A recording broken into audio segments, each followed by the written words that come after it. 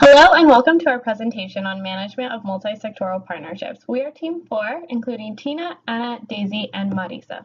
To get started, we just kind of wanted to go over what multisectoral partnerships are, and we define them as a collaboration between different entities or stakeholders that come together to achieve a set goal or outcome. We really believe that to be successful, these partnerships need to include fine-tuning, they require multiple entities and organizations, they usually use a broad perspective, and they always aim at achieving specific goals. To get a broad understanding of what multisectoral partnerships are and what they have been in the past, we looked at 4 different case studies, and we really identified successes and failures of all 4 and then identified best practices of each. So our first was Scottsdale Park, and ultimately this project did fail because the council did not communicate as a whole, and they were not able to agree upon little details of the project.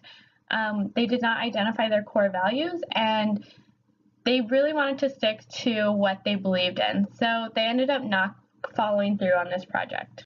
Next, we had the Global Road Safety Project, which included over 10 organizations in over 10 countries. So you can kind of get an idea from the picture on the right how large scale this project was.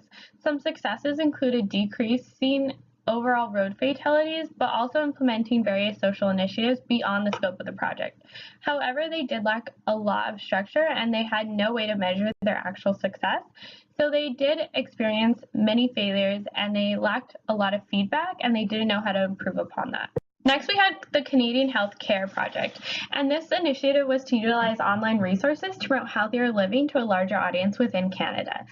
They did experience a lot of successes, but just like the Global Road Safety Project, they had an inability to measure if the project was actually successful at their ultimate goal. Next, we had the sexual assault response teams, and this project was to provide adequate training across multiple disciplines and agencies to provide holistic approach when dealing with victims of sexual assault. Ultimately, they did increase better care of victims, but they did experience lack of funding and different personal biases that inhibited the comprehensive treatment of these different patients. So just some thoughts when analyzing these different cases, we really determined that these partnerships need a common ground. They cannot have values that are in contention with each other, and they need to know the value that each different organization brings to the table.